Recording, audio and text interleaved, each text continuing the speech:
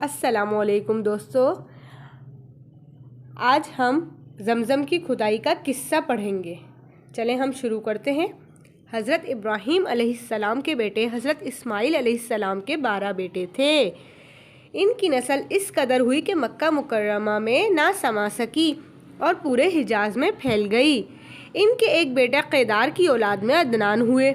عدنان کے بیٹے معد اور پوتے کا نام نزار تھا۔ نزار کے 4 بیٹے تھے، ان میں سے ایک کا نام مزر تھا۔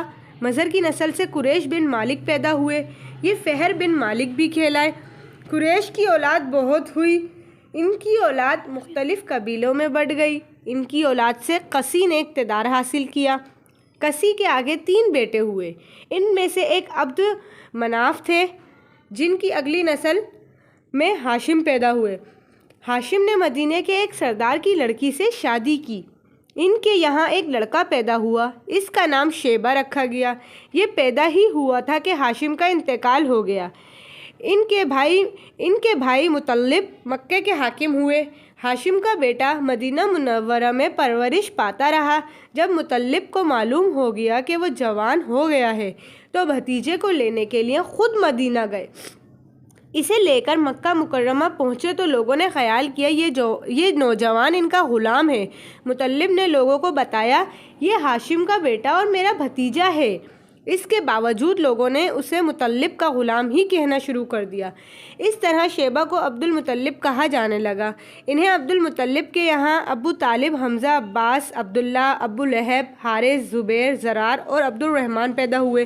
ان کے بیٹے عبداللہ سے ہمارے نبی حضرت محمد صلی اللہ علیہ وآلہ وسلم پیدا ہوئے۔ عبد المطلب کے تمام بیٹوں میں حضرت عبداللہ سب سے زیادہ خوبصورت اور سب سے زیادہ پاک دامن تھے۔ عبد المطلب کو خواب میں زمزم کا کنواں کھودنے کا حکم دیا گیا، یعنی حضرت اسماعیل علیہ السلام کے کنویں کو۔ اس کنویں کو قبیلہ جرہم کے سردار مزاز نے پاٹ دیا تھا۔ قبیلہ جرہم کے لوگ اس زمانے میں مکہ کا سردار تھے، بیت اللہ کے نگراں تھے۔ انہوں نے بیت اللہ کی بے حرمتی شروع کر دی۔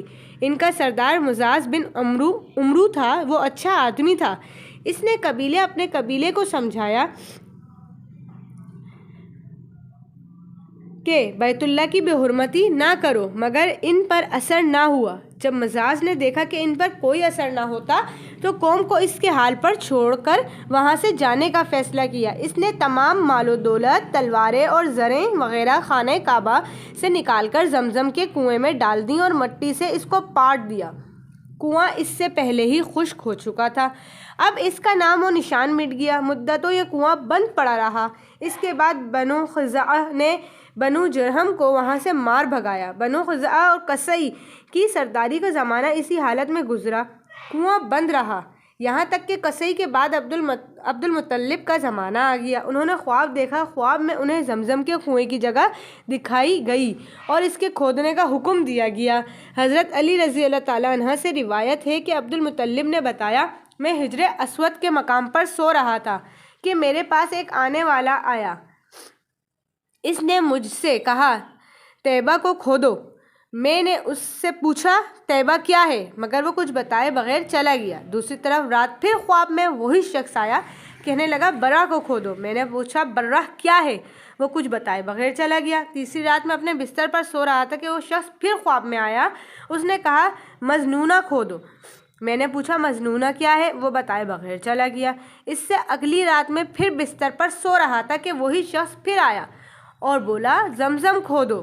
میں نے اس سے پوچھا زمزم کیا ہے، اس بار اس نے کہا زمزم وہ ہے جس کا پانی ختم کبھی نہیں ہوتا، جو حاجیوں کے بڑے بڑے مجموعوں کا سیراب ہوتا ہے۔ عبد المطلب کہتے ہیں میں نے اس سے سوچا یہ کنواں کس جگہ ہے۔ عبد المطلب کہتے ہیں میں نے اس سے پوچھا یہ کنواں کس جگہ ہے۔ اس نے بتایا جہاں گندگی اور خون پڑا ہے اور کنواں ٹھونگے مار رہا ہے۔ دوسرے دن عبد المطلب اپنے بیٹے حارث کے ساتھ وہاں گئے۔ اس وقت ان کے یہاں یہی ایک لڑکا تھا۔ انہوں نے دیکھا وہاں گندگی اور خون پڑا تھا اور ایک کنواں ٹھونگے مار رہا تھا۔ اس جگہ ایک کوا ٹھونگے مار رہا تھا۔ اس جگہ کے دونوں طرف بت موجود تھے اور یہ گندگی اور خون دراصل ان بتوں پر قربان کیے جانے والا جانوروں کا تھا۔ پوری نشانی مل گئی تو عبد المطلب کدال لے آئے اور کھدائی کے لیے تیار ہو گئے، لیکن اس وقت قریش وہاں آ پہنچے۔ انہوں نے کہا، اللہ کی قسم ہم تمہیں یہاں کھدائی نہیں کرنے دیں گے۔ تم ہمارے ان دونوں بتوں کے درمیان کنواں کھودنا چاہتے ہو جہاں ہم ان کے لیے قربانیاں کرتے ہیں۔ عبد المطلب نے ان کی بات سن کر اپنے بیٹے حارث سے کہا، تم ان لوگوں کو میرے قریب نہ آنے دو، میں کھدائی کا کام کرتا رہوں گا، اس لیے کہ مجھے جس کام کا حکم دیا گیا ہے میں اس کو ضرور پورا کروں گا۔ قریش نے جب دیکھا کہ وہ باز آنے والے نہیں تو رک گئے۔ آخر انہوں نے کھدائی شروع کر دی۔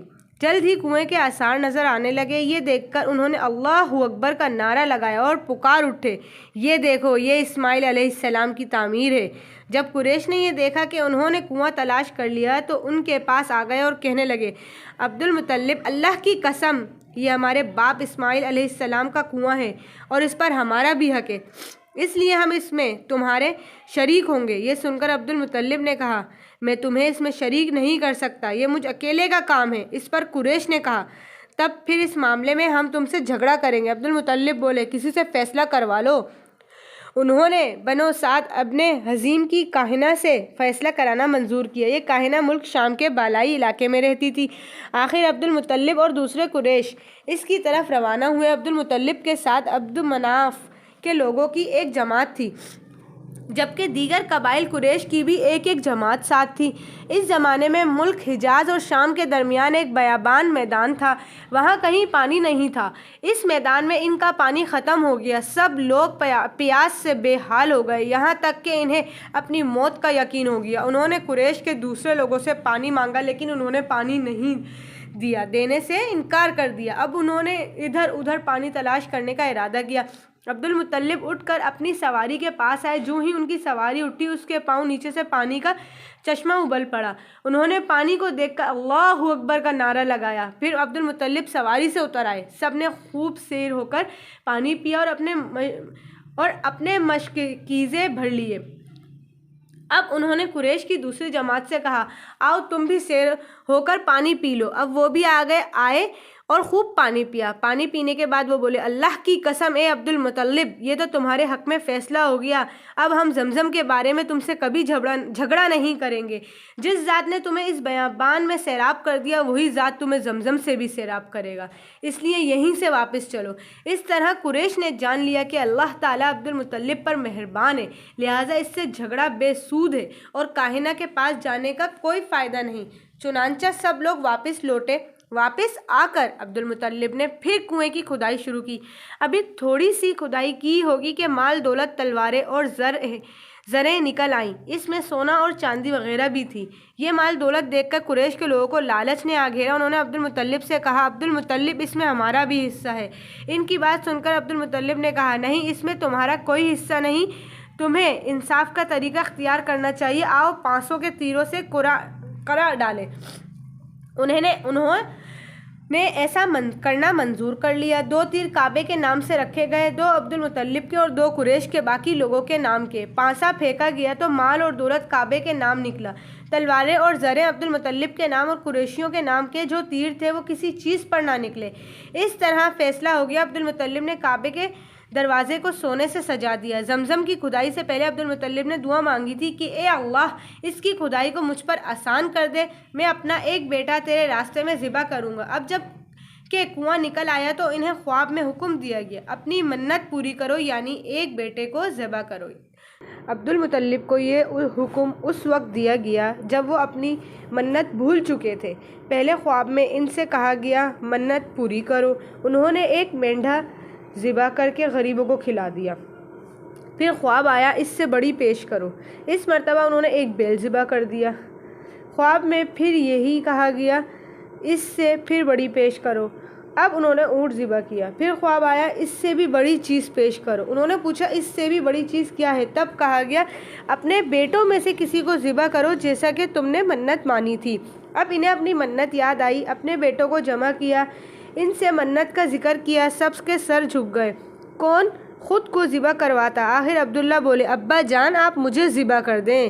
یہ سب سے چھوٹے تھے، سب سے خوبصورت تھے، سب سے زیادہ محبت بھی ابو مطلب کو انہی سے تھی، لہٰذا انہوں نے قرآن اندازی کرنے کا ارادہ کیا۔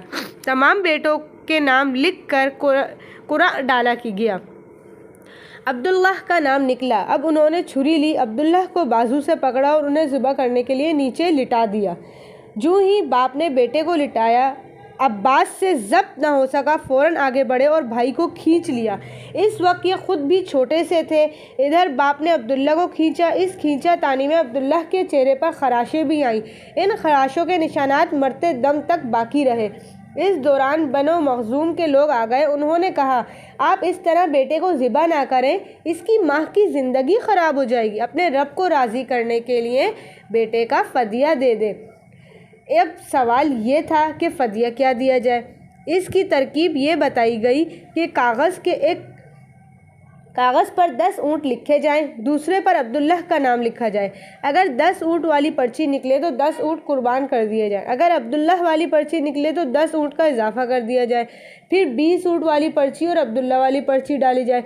अब अगर 20 ऊँट वाली पर्ची निकले तो 20 ऊँट कुर्बान कर दिए जाए, वरना 10 ऊँट और बढ़ा दिए जाए। इस तरह 10-10 करके ऊँट बढ़ाते जाए। अब्दुल्ला मुतल्लिब ने ऐसा ही किया है। 10-10 ऊँट बढ़ाते चले गए। हर बार अब्दुल्ला का नाम निकलता चला गया, यहाँ तक ऊँटों की तादाद 100 तक पहुँच गई। तब कहीं जाकर ऊँटों वाली पर्ची निकली। इस तरह इनकी जान के बदले 100 ऊँट कुर्बान किए गए। अब्दुल मुतल्लिब को अब पूरा इत्मीनान हो गया कि अल्लाह ताला ने अब्दुल्लाह के बदला 100 ऊँटों की कुर्बानी मंजूर कर ली है।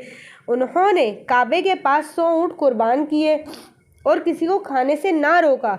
सब इंसानों, जानवरों और परिंदों ने इनको खाया। इमाम ज़हरी कहते हैं कि अब्दुल मुतल्लिब पहले आदमी है जिन्होंने आदमी की जान की कीमत 100 ऊँट देने का तरीका शुरू किया। इससे पहले 10 ऊँट दिए जाते थे। इसके बाद ये तरीका सारे अरब में जारी हो गया। गोया कानून बन गया कि आदमी का फ़दिया 100 ऊँट है। नबी करीम के सामने जब ये ज़िक्र आया तो आपने इस फ़दिये की तस्दीक फरमाई, यानी फरमाया कि दुरुस्त है।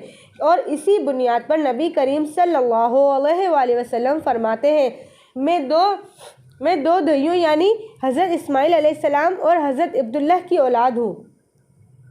हज़रत अब्दुल्लाह कुरैश में सबसे ज़्यादा हसीन थे। इनका चेहरा रोशन सितारे की मानिंद था। कुरैश की बहुत सी लड़कियां इनसे शादी करना चाहती थीं, मगर हज़रत अब्दुल्लाह की हज़रत आमना से शादी हुई। हज़रत आमना वहाब बिन अब्दुल मनाफ बिन ज़हरा की बेटी थी। शादी के वक्त हज़रत अब्दुल्लाह की उम्र 18 साल थी। ये शादी के लिए अपने वालिद के साथ जा रहे थे। रास्ते में एक औरत काबे के पास बैठी नजर आई। ये औरत वर्का बिन नौफिल की बहन थी। वर्का बिन नौफिल कुरैश के एक बड़े आलम थे। वर्का बिन नौफिल से इनकी बहन ने सुन रखा था कि वक्त के आखिरी नबी का ज़हूर होने वाला है और इनकी निशानियों में से एक निशानी ये होगी कि उनके वालिद के चेहरे में नबूवत का नूर चमकता होगा। जो ही इसने अब्दुल्लाह को देखा, फ़ौरन इसके जहन में ये बात आई। उसने सोचा, हो ना हो ये वो शख्स है जो पैदा होने वाले नबी के बाप होंगे। चुनांचा इसने कहा, अगर तुम मुझसे शादी कर लो तो मैं तुम्हें बदले में इतने ही ऊँट दूंगी जितने तुम्हारी जान के बदले में ज़िबा किए गए थे। इस पर उन्होंने जवाब दिया, मैं अपने बाप के साथ हूँ, इनकी मर्ज़ी के ख़िलाफ़ कुछ नहीं कर सकता, ना इनसे अलग हो सकता हूँ, और मेरे वालिद बाइज़्ज़त आदमी हैं, अपनी कौम के सरदार हैं। बहरहाल इनकी शादी हज़रत आमना से हो गई। अब कुरैश की औरतों में नस्ब और मकाम के एतबार से अफजल थी। आप कुरैश की औरतों में नस्ब और मकाम के एतबार से अफजल थी। हज़रत आमना हज़रत अब्दुल्लाह के घर आ गईं। आप फरमाती हैं, जब मैं माँ बनने वाली हुई तो मेरे पास एक शख्स आया, यानी एक फ़रिश्ता इंसानी शक्ल में आया। इस वक्त मैं जागने और सोने के दरमियानी हालत में थी। इसने मुझसे कहा, क्या तुम्हें मालूम है तुम इस उम्मत की सरदार और नबी की माँ बनने वाली हो। इसके बाद वो फिर इस वक्त आया जब नबी करीम सल्लल्लाहु अलैहि वसल्लम पैदा होने वाले थे। इस मरतबा इसने कहा, जब तुम्हारे यहाँ पैदाइश हो तो कहना, मैं इस बच्चे के लिए अल्लाह की पनाह चाहती हूँ हर हसद करने वाले के शर और बुराई से। फिर तुम इस बच्चे का नाम मोहम्मद रखना, क्योंकि इनका नाम तो रात में अहमद है और ज़मीन और आसमान वाले इनकी तारीफ़ करते हैं, जबकि कुरान में इनका नाम मोहम्मद और कुरान इनकी किताब है। एक रिवायत के मुताबिक फ़रिश्ते ने इनसे ये कहा, तुम वक्त के सरदार की माँ बनने वाली हो। इस बच्चे की निशानी ये होगी कि इसके साथ एक नूर ज़ाहिर होगा जिससे मुल्क शाम और बसरा के मोहल्लात भर जाएंगे। जब वो बच्चा पैदा हो जाएगा तो इसका नाम मोहम्मद रखना, क्योंकि तौरात में इनका नाम अहमद है। کہ آسمان اور زمین والے ان کی تعریف کرتے ہیں اور انجیل میں ان کا نام احمد ہے، اور کہ آسمان اور زمین والے ان کی تعریف کرتے ہیں اور قرآن میں ان کا نام محمد ہے۔ حضرت عبداللہ کے چہرے میں جو نور چمکتا تھا شادی کے بعد وہ حضرت آمنہ کے چہرے میں آ گیا تھا۔ امام زہری فرماتے ہیں، حاکم نے یہ روایت بیان کی ہے اور اس کو صحیح قرار دیا ہے کہ صحابہ رضی اللہ عنہ نے حضور کریم صلی اللہ علیہ وسلم سے عرض کیا، اے اللہ کے رسول، ہمیں اپنے بارے میں کچھ بتائیے۔ آپ صلی اللہ علیہ وآلہ وسلم نے ارشاد فرمایا، میں اپنے باپ ابراہیم علیہ السلام کی اولاد ہوں، اپنے بھائی عیسیٰ علیہ السلام کی بشارت ہوں اور خوشخبری ہوں۔ جب میں اپنی والدہ کے شکم میں آیا تو انہوں نے دیکھا گویا ان سے ایک نور ظاہر ہوا ہے جس سے ملک شام میں بصرہ کے محلات روشن ہو گئے۔ حضرت آمنہ نے حضرت حلیمہ سعدیہ سے فرمایا تھا، میرے اس بچے کی شان نرالی ہے، یہ میرے پیٹ میں تھے تو مجھے کوئی بوجھ اور تھکن محسوس نہیں ہوئی۔ حضرت عیسیٰ علیہ السلام وہ آخری پیغمبر ہیں جنہوں نے آپ صلی اللہ علیہ وآلہ وسلم کی آمد کی خوشخبری سنائی ہے۔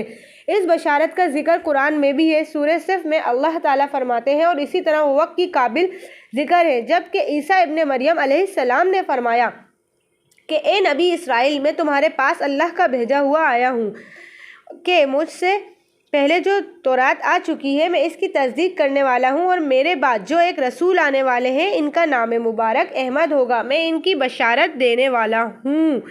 اب چونکہ حضرت عیسیٰ علیہ السلام یہ بشارت سنا چکے تھے، اس لیے ہر دور کے لوگ آپ صلی اللہ علیہ وآلہ وسلم کی آمد کا بے چینی سے انتظار کر رہے تھے۔ ادھر آپ کی پیدائش سے پہلے ہی حضرت عبداللہ انتقال کر گئے۔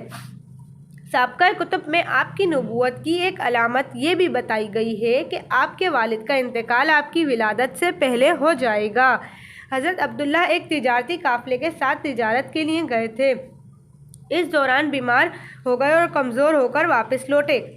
قافلہ مدینہ منورہ سے گزرا تو حضرت عبداللہ اپنی ننیال یعنی بنو نجار کے ہاں ٹھہرے۔ ان کی والدہ بنو نجار سے تھیں، 1 ماہ تک بیمار رہے اور انتقال کر گئے، انہیں یہیں دفن کر دیا گیا۔ تجارتی قافلہ جب حضرت عبداللہ کے بغیر مکہ مکرمہ پہنچا اور عبد المطلب کو پتہ چلا کہ ان کے بیٹے عبداللہ بیمار ہو گئے ہیں اور مدینہ منورہ میں اپنی ننیال میں ہیں، تو انہیں لانے کے لیے عبد المطلب نے اپنے بیٹے زبیر کو بھیجا۔ جب یہ وہاں پہنچے تو عبداللہ کا انتقال ہو چکا تھا، مطلب یہ کہ آپ صلی اللہ علیہ وآلہ وسلم اس دنیا میں اپنے والد کی وفات کے چند ماہ بعد تشریف لائے ہیں۔ مزید معلومات، مزید قصے سننے کے لیے آپ میری ویڈیو کو لائک، سبسکرائب اور شیئر کرنا نہ بھولیں۔